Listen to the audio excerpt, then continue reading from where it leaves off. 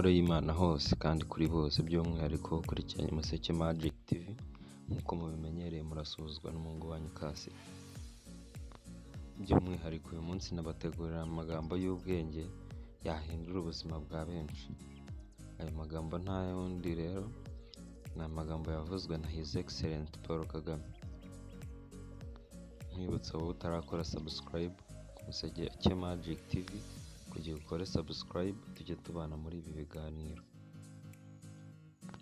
Aya magambo ni ay'ingenzi kandi yahindura ubuzima bwawe. Kurikirana iyi video kuva igitangira kugera irangiye, kugira ngo nawe ukuremo ayawe yaguhindurira ubuzima. Mbahaye ikaze ku Umuseke Magic TV.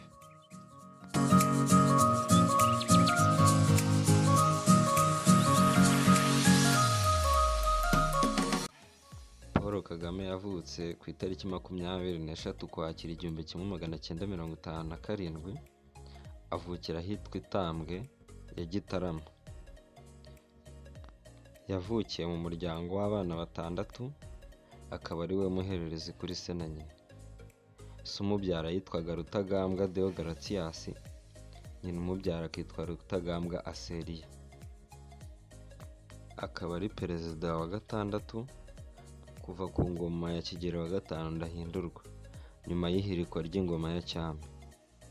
Nkaba ngiye rero kubabwira amwe mu magambo y'ingenzi yahindura ubuzima bwawe, yavuzwe na His Excellent Paul Kagame. Ijambo rya mbere ry'ingenzi His Excellent Paul Kagame yavuze ryahindura ubuzima bwa benshi, yaravuze ngo nta kibazo na kimwe kitabonerwa umuti, ukeneye gusa gutinyuka, kwigirira icyizere ndetse no kwiyumvamo ubushobozi. Ijambo rya kabiri ryavuzwe na His Excellent yaravuze ngo nta muntu ushobora kuguha agaciro wowe ubwawe utakihaye. Agaciro ni wowe ubwawe ugomba kukiha. Ahangaha bishatse kuvuga iki? Ntugakenere ko abantu bakubaha wowe ubwawe utiyubahe. Banza ubwawe wiyubahe, wiheshe agaciro, and then n'abandi nabo bazakubaha.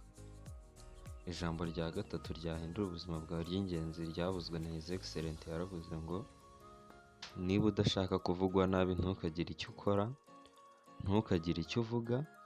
Niba udashaka kuvugwa nabi ntuzigere ugira icyo ubacyo. Iryo ni ijambo rikomeye rya gatatu ryavuzwe na His Excellent Paul Kagame.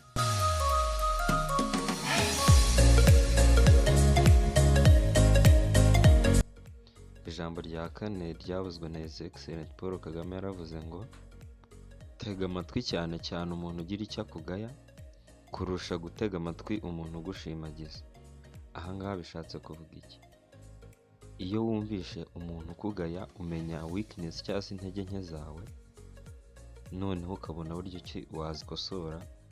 Ariko iyo uteze amatwi umuntu ugushimagiza, ugira ngo uri mu buryo bwiza, kandi wenda hari ibindi bintu utarimo gukora neza. Banza utege amatwi cyane cyane umuntu ugira icyo akugaya, kugira ngo ubone ibyo ukosora mu buzima bwawe. Iryo ni ijambo rya kane ry'ingenzi ryavuzwe na His Excellent Paul Kagame. Gatanu yaravuze ngo mushobora kujya mu mashuri mugafana y'impamyabumenyi z'ingirakamaro ndetse z'ikirenga, ariko hari ikindi kintu kibategereje. Icyo kintu nta kindi rero kibategereje, ni ikiri mu mitwe yanyu. Ahangaha bishatse kuvuga iki? Tujya mu mashuri tukiga, ariko hari ikindi kintu gikenewe mu mitwe yacu cyo kwishakamo ubushobozi, nko kwihangira umurimo. Hari benshi biga bakavuga ngo nabuze akazi, ariko mbere na mbere ikiri mu mutwe wawe, kubasha kwiyadabuta aho ugeze hose, cyangwa se kwisanisha n'aho ugeze.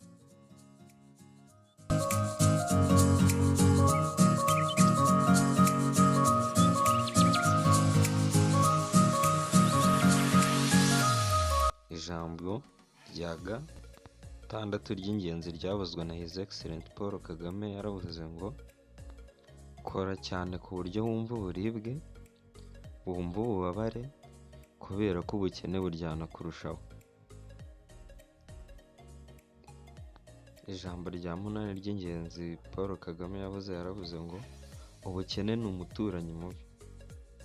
kandi nta muntu wifuza guturana n'umuturanyi mubi. Aha ngaha bisobanuye iki?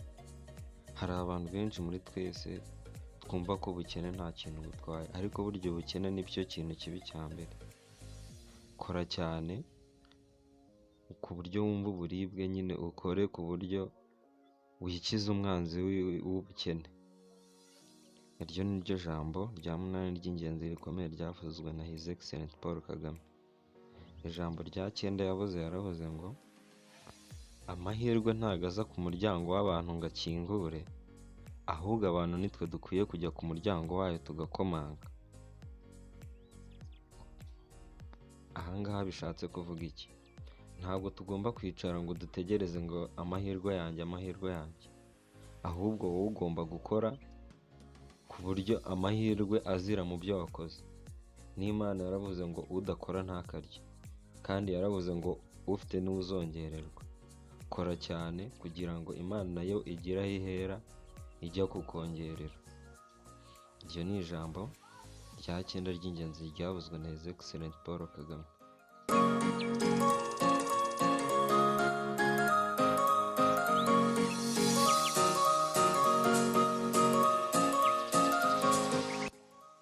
Ijambo rya cumi yaravuze ngo twakoze amahitamo atatu: gukorera hamwe, kudahunga inshingano, ndetse no gutekereza kure.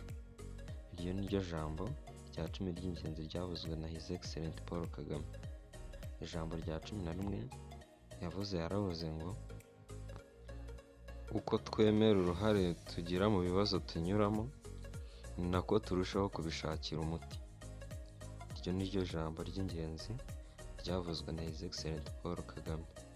Yaranavuze ngo hari ubundi bwoko bw'ubutegetsi dufite ndetse tuzajya tunakoresha. Ubwo bwoko bw'ubutegetsi ni ubwo kuba abanyakuri, kuba dukosotse, ndetse no kwanga akarengane.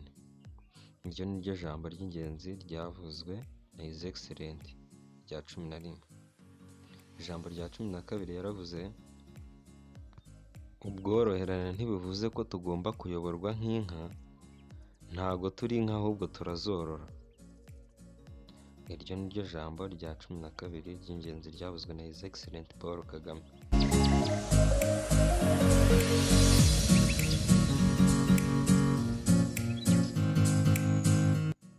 Cumi na gatatu yaravuze ngo ntidushobora gusubiza amasaha inyuma ndetse ngo tuvaneho ibihe byatambutse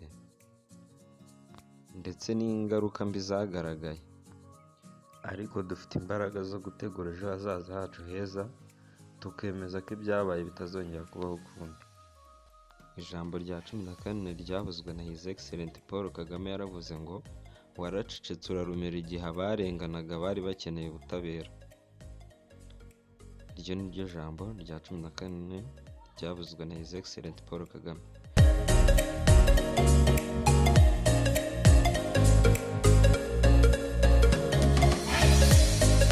Ijambo rya cumi na gatanu ryavuzwe na His Excellence Paul Kagame yaravuze ngo urugamba turimo ni urwo kwifatira ibyemezo ndetse no kubahirwa amahitamo yacu.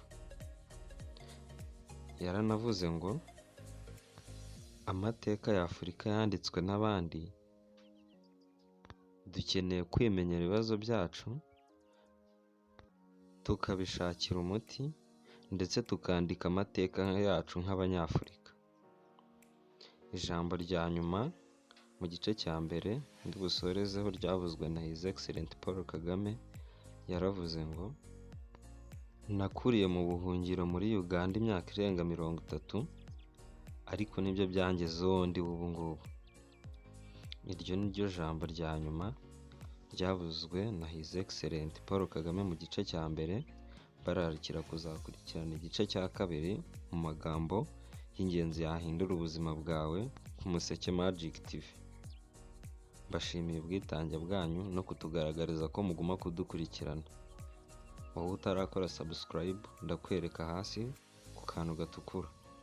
Nkwibutsa ko numara gukora ku kantu gatukura, iyo nzogera ihita iza urahita uyikandaho, kugira ngo buri kiganiro cyose dushyizeho ntikikajye kigucika.